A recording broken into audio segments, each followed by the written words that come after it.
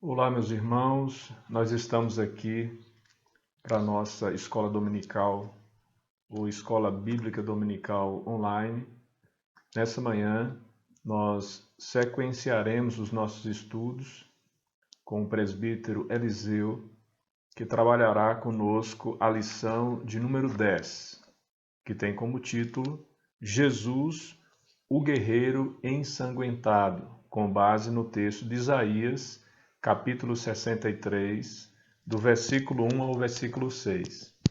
Essa lição ela está na revista Expressão, que tem como tema É tudo sobre Jesus, Cristo revelado e anunciado no Antigo Testamento.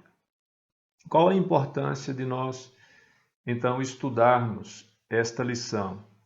Queria lembrar aos irmãos de que nós, por vezes, mencionamos muito sobre a obra de Cristo, sobre a sua característica de manso e humilde. No entanto, a Escritura também deixa claro que Jesus é aquele que é implacável com o pecado, que a sua obra consiste não só em redimir o seu povo, mas também em destruir, em subjugar os inimigos do seu povo. Nesse sentido, eu gostaria de compartilhar com vocês um pequeno trecho da revista do professor que, ao meu ver, vai sintetizar isso que eu gostaria de mencionar para vocês, preparando vocês assim para a aula. Ele diz aqui: Cristo é bom, manso e humilde, mas isso não significa que ele é insensível ao pecado. Cristo não tolera o pecado, não o abraça, não faz vistas grossas para ele. Espero que nós, no estudo que vamos receber nessa manhã, possamos usufruir de todas as informações que foram aqui transmitidas e que vocês tenham a oportunidade de conhecer algo mais a respeito do nosso Senhor e Salvador Jesus Cristo. Que Deus abençoe a sua vida, que Deus abençoe também o presbítero Eliseu na condução da aula do estudo dessa manhã. Bom dia, irmãos. Mais um domingo, estamos aqui na nossa escola dominical, agora virtual, nesses dias de coronavírus, né?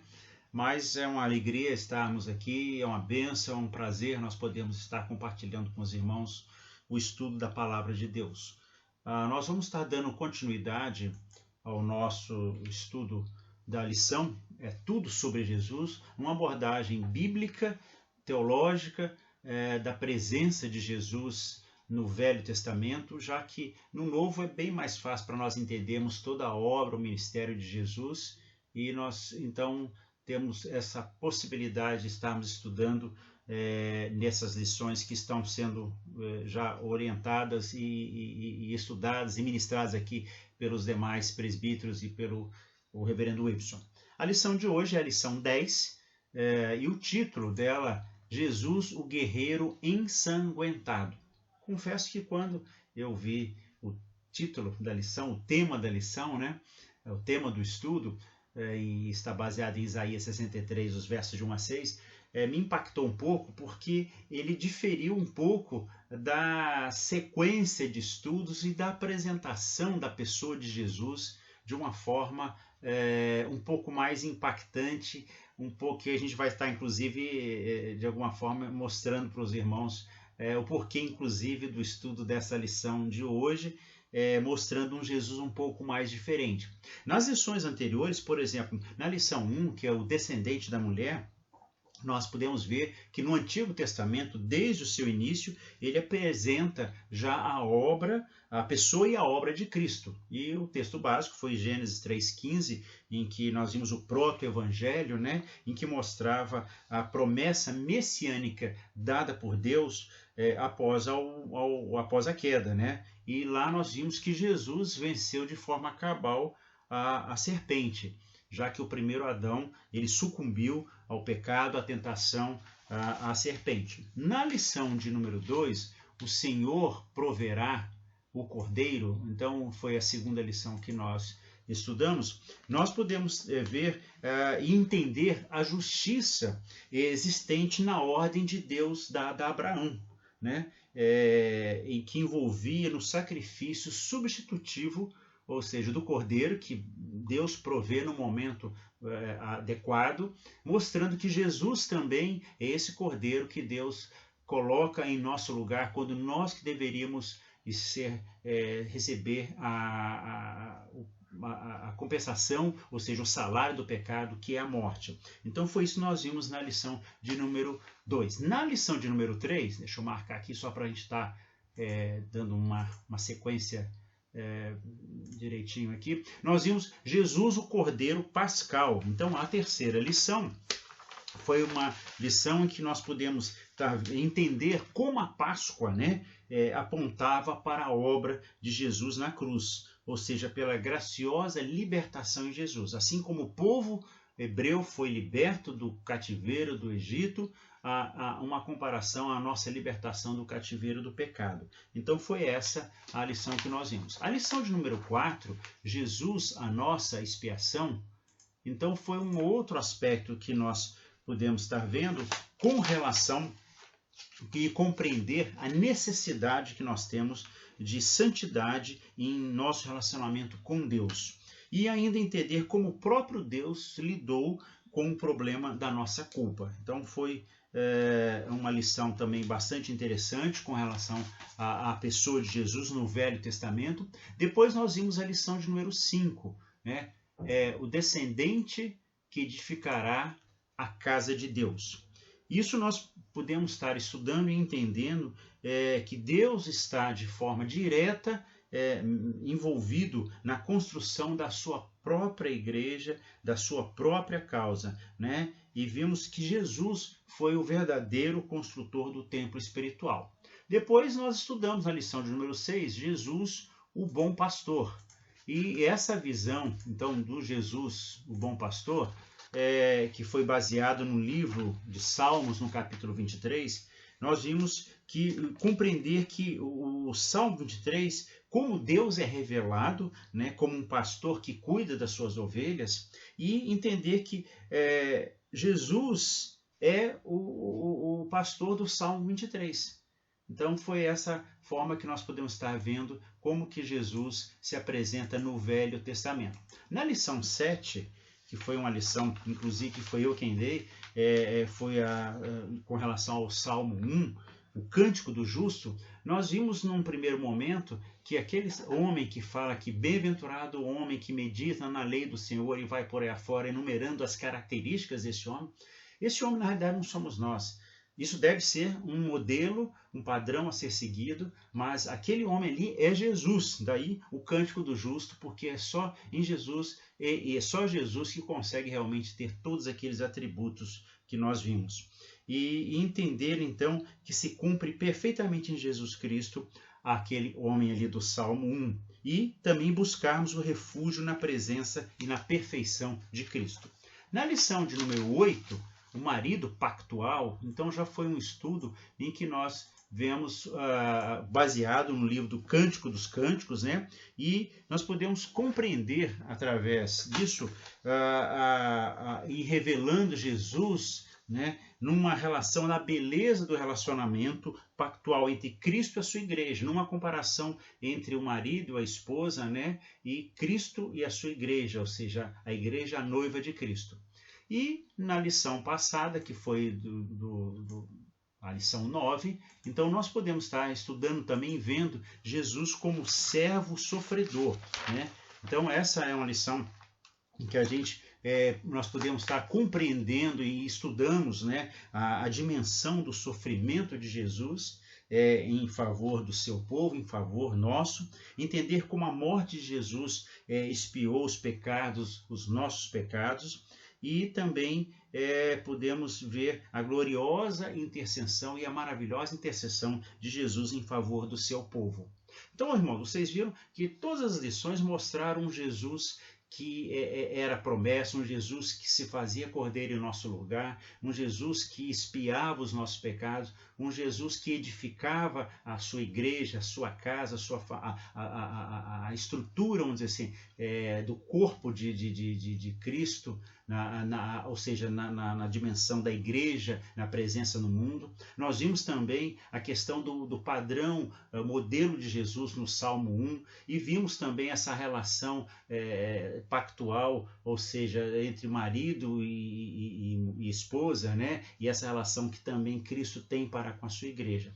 E agora, na lição de número 10, nós vimos que se mostra de uma forma diferente esse Jesus. É um Jesus que ele se mostra não só bom, mas também, de alguma forma, um Jesus que ele é vingativo, um Jesus que nós vamos ver durante o texto, né, que ele é destruidor. E quando nós abrimos nossas Bíblias, né, no no Isaías, no capítulo 63, que é o nosso motivo hoje de estudo, né, a gente já vê lá em negrito ali que Jesus, Deus vinga o seu povo. Então, desde o início ali, já daquele subtítulo, nós sabemos que isso não está na Bíblia, a gente vê isso. E a lição, então, ela vai nos dar um entendimento, então, abrangente da perfeição da obra de Jesus, mas envolvendo dois aspectos, tanto da salvação do seu povo, quanto a destruição dos seus inimigos. Então, vai ser o foco, o enfoque desta lição que nós vamos estar estudando nesta manhã. Deixa só eu marcar aqui. Então, eu quero convidar os irmãos que estão em casa, que quiserem abrir suas Bíblias, né? Vamos estar lendo os 6 versículos, que é o texto básico hoje, para que depois a gente possa estar falando versículo a versículo as considerações sobre o estudo de hoje. Então, o versículo 1 diz: Quem é este que vem de Edom, de Bozra, com vestes de vivas cores, que é glorioso em sua vestidura, que marcha na plenitude de sua força? Sou eu que falo em justiça, poderoso para salvar. O verso 2, vamos mudar aqui. Por que está vermelho o traje e as tuas vestes como as daquele que pisa uvas no lagar? O verso 3, o lagar eu pisei sozinho e dos povos nenhum homem se achava comigo. Pisei as uvas na minha ira, no meu furor as esmaguei, e o seu sangue me salpicou as vestes e me manchou o traje todo.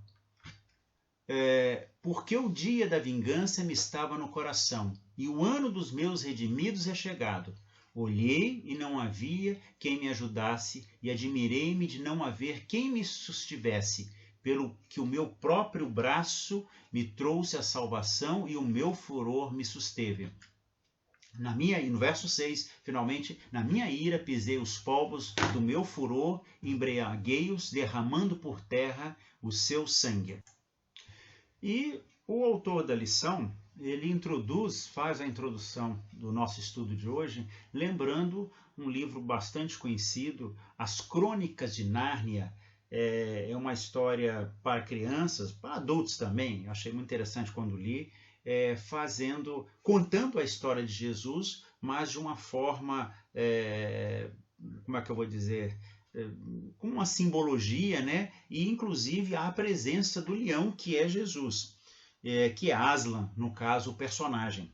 E é bastante interessante que num determinado momento em que há um diálogo entre os personagens, a pequena Lucy e mais outros conversando num determinado momento, e alguém diz: quem foi que disse que ele, Aslan, o leão, né, não era perigoso? Há um diálogo entre eles, né, e há essa pergunta: quem foi que disse que ele não era perigoso? Claro que é perigosíssimo, mas acontece que é bom. Ele é rei, disse e repito, Aslan é descrito como perigosíssimo e bom. Não apenas bom, não apenas amável, não apenas terno, mas perigoso, perigosíssimo. Então, isso que a gente vê nesse livro das Crônicas de Nárnia. Jesus também, da mesma forma, muitas vezes tem sido visto nos nossos dias e tem sido nos apresentado muitas vezes um Jesus que é eterno, um Jesus que é cheio de bondade, um Jesus afável, alguém que é agradável com todos, que nunca ergue a sua voz, que nunca se ira. Essa tem sido muitas vezes a apresentação de Jesus nos nossos dias, nas pregações e muitas situações que nós temos visto da pregação do Evangelho. Muitas pessoas, inclusive, chegam a pensar que Jesus pensam que Jesus apenas em termos do Jesus que ele olha para os humildes, ele que chama e convida os pecadores cansados para que venham até ele, que achem descanso para suas almas. E não há espaço dessa forma, muitas vezes, na mente de muita gente e de muitos de nós, muitas vezes, para um Jesus intolerante com o mal, para um Jesus intransigente com a falsa religiosidade, que pronunciou palavras duras e condenatórias contra os líderes religiosos dos judeus, que num ato de santa indignação, inclusive, ele virou as mesas dos cambistas que faziam comércio na casa do Pai, como assim ele mesmo, de uma forma irada, chamou e advertiu aqueles que comerciavam lá no templo. Então, Jesus, na lição que nós estamos estudando hoje, ele é apresentado como uma pessoa complexa, em que nós temos um Jesus que é bom, mas um Jesus também que é justo, um Jesus que é duro, um Jesus que é firme no seu posicionamento com relação às coisas do Pai, com relação às coisas de Deus. Nele nós encontramos, sim, é verdade, descanso, redenção, felicidade, esperança, promessas futuras. Nele também encontramos condenação, por um outro lado. Nele nós encontramos destruição, nele nós encontramos também choro e ranger de dentes, vingança sangrenta, que nós vamos estar vendo no texto aqui a seguir. Foi por essa razão que o velho Simeão, lá em Lucas 2, no verso 34, nós vemos que Simeão, ao tomar Jesus ainda bebê nos seus braços, ele disse: eis que este menino está destinado tanto para a ruína quanto para levantamento de muitos em Israel e para ser alvo de contradição.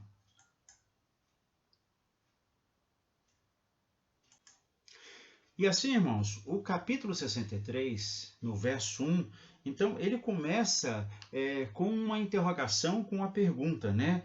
Quem é este? Né? Aqui, então, marca aqui. Quem é este? Essa é a pergunta inicial do texto, em que nós vemos que Isaías, ele se deslumbra, ele tem uma admiração com relação a este que se apresenta aqui no capítulo 63. Numa tradução literal, inclusive, do texto hebraico, o texto é bem enfático, colocando, de fato, a pergunta: quem é este? E nós vemos que ele, então, depois vai falar de onde que ele vem. Ele vem de Edom e Bosra. Mas o que é Edom? O que significa aí? Os dois lugares aqui mencionados, eles são muito importantes, porque, deixa eu marcar só Edom aqui, eu não consegui marcar, está aqui. Esses dois lugares são muito importantes para o entendimento da cena. A nação de Edom, ela está relacionada a Esaú, que é irmão de Jacó. Em Gênesis 25:30, nós vemos o relato bíblico dizendo: peço-te que me deixes comer um pouco desse cozinhado vermelho. Isso é Esaú falando para Jacó. Pois estou esmorecido. Daí chamar-se Edom. Os edomitas, portanto, eram os descendentes de Esaú. E sempre aparecem no Antigo Testamento como inimigos de Israel. Isso está lá registrado em Números, no capítulo 20, nos versos de 14 a 21. E nós vemos que os salmistas também oraram ao Senhor, pedindo que ele vindicasse o seu povo, né, da perseguição e da maldade de Edom. Isso lá no Salmo 137, 7, nós vemos o seguinte relato: contra os filhos de Edom, lembra-te, Senhor, do dia de Jerusalém, pois diziam: arrasai, arrasai até os fundamentos. Então nós vemos que o povo de Edom vibrou apaixonadamente contra quando houve a destruição de Jerusalém pela Babilônia. Então vemos como que Edom era inimigo do povo de Deus nesse sentido. E assim, esse homem que está vindo de Edom, que o texto está dizendo aqui, E quem é este que vem de Edom? Então, o que nós estamos vendo aqui, o que está significando isso aí? Esse homem que está vindo de Edom vem da terra quem? Dos inimigos do povo de Deus, dos inimigos de Deus, né? Da terra dos inimigos mais terríveis do povo de Deus. O profeta Isaías, então, descreve como glorioso em sua vestidura. Então, nós vemos aqui que ele é, que ele é glorioso em sua vestidura. Vou marcar aqui. Que ele é glorioso em sua vestidura. Que marcha na plenitude da sua força. Então, está aqui, que marcha na plenitude da sua força. Então nós vemos aqui a apresentação de um homem que ele não é um peregrino, que ele não vem cansado, que ele não vem extenuado, mas observe que ele caminha de forma enérgica e forte. O texto está dizendo que ele é glorioso em sua vestidura, que marcha na plenitude da sua força. E ainda nós vemos que esse guerreiro responde, então, quando é perguntado quem é ele. Então, aqui o texto diz assim: sou eu que falo em justiça e poderoso para salvar. Sou eu que falo em justiça e poderoso para salvar.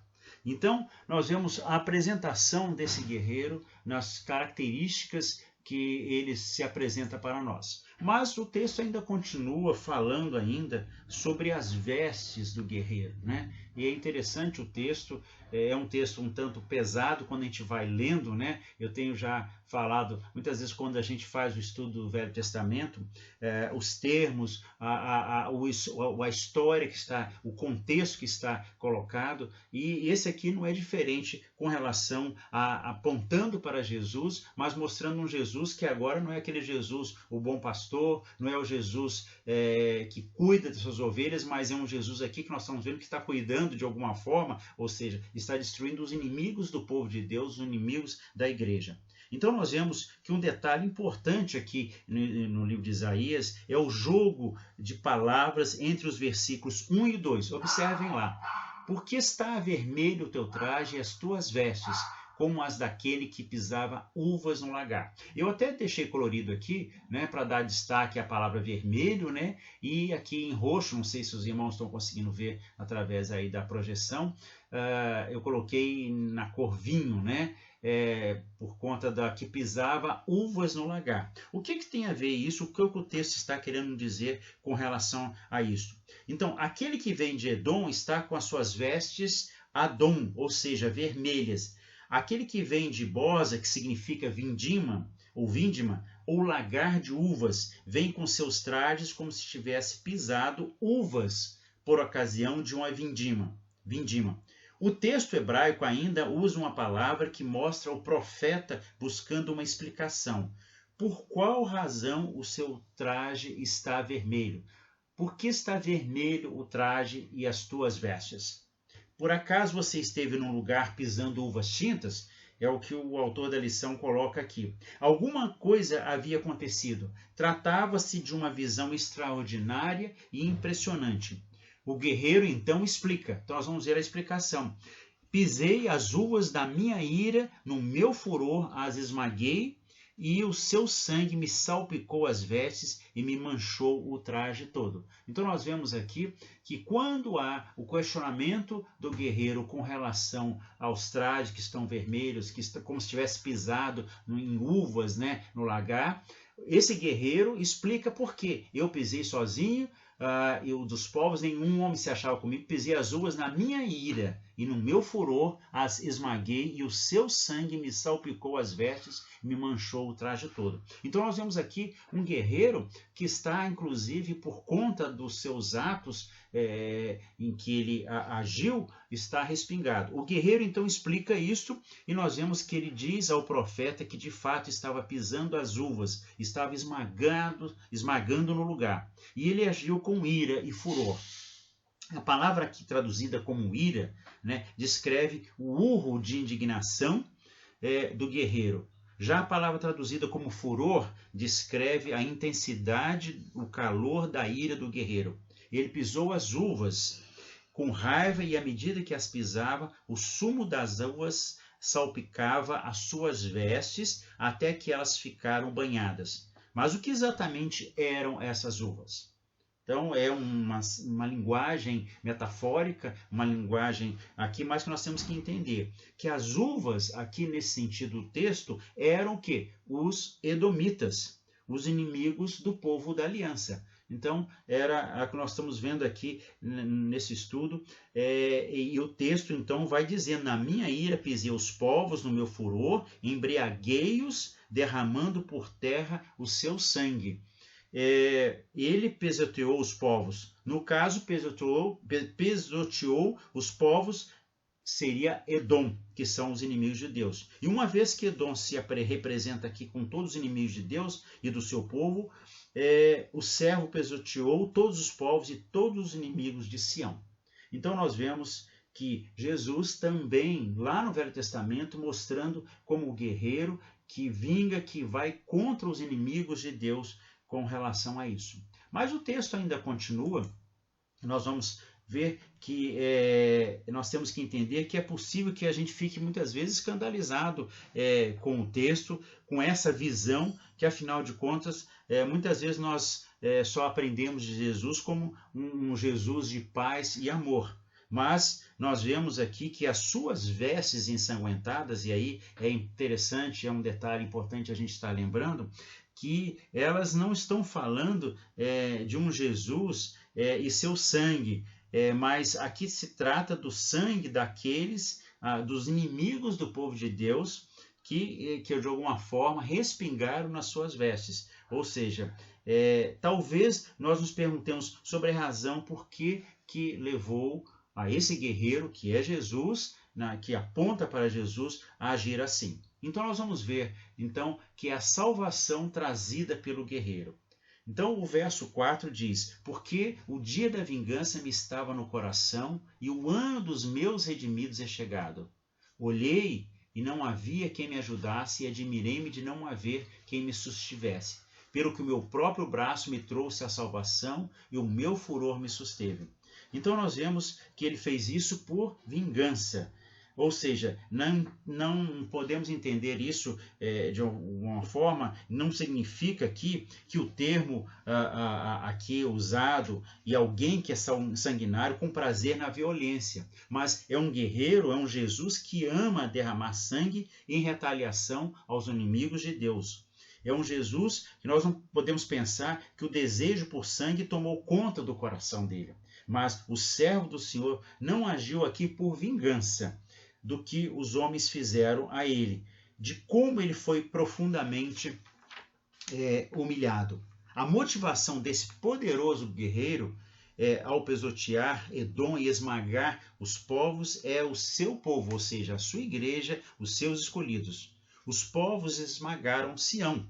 Agora era chegado o momento de o defensor, ou seja, este guerreiro, esmagar os seus inimigos. Então o motivo era de redenção, de libertação. Quando o servo do Senhor diz o ano de meus redimidos é chegado, nesse texto, ele está mostrando que suportou durante muito tempo o seu povo sendo maltratado, perseguido e oprimido pelos seus inimigos.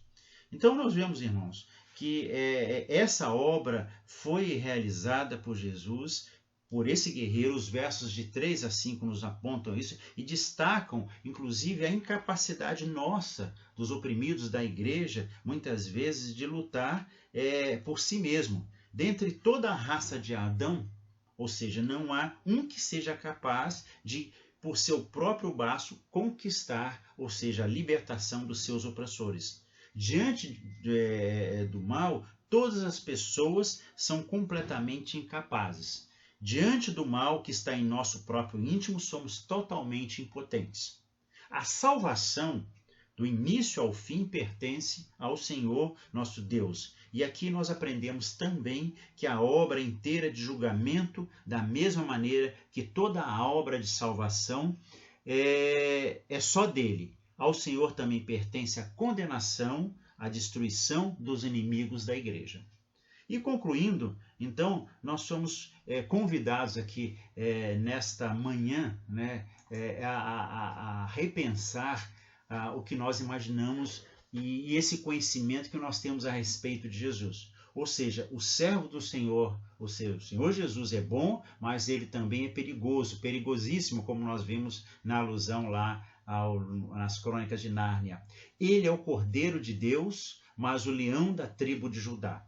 Então, que nesta manhã nós possamos termos essa ideia, talvez um pouco mais impactante da pessoa de Jesus. E eu termino aqui com o Salmo de número 2, nos versos 10 a 12, na versão, vou colocar da NVI, que eu achei mais interessante, que diz assim: Por isso, ó reis, sejam prudentes, aceitem a advertência, autoridades da terra. Adorem o Senhor com temor, exultem com tremor. Beijem o Filho para que ele não se ire e vocês não sejam destruídos de repente, pois num instante acende-se a sua ira. Como são felizes todos os que nele se refugiam. Que Deus assim nos abençoe na sua infinita graça e entendermos que esse Jesus que nos trata com amor, que cuida de nós como pastor nosso, ele também é um Jesus, é um guerreiro, que ele se opõe totalmente, frontalmente ao pecado e todos aqueles que podem estar comprometendo a segurança, a vida do seu povo. Então, eu até acho que em tempos de coronavírus, tudo isso que nós estamos passando, esse momento a nível do mundo todo, nós pensamos que nós temos não só um Jesus que nos ama, mas um Jesus que nos protege de toda e qualquer ação do inimigo das nossas almas. Que Deus assim nos abençoe e um bom domingo a todos.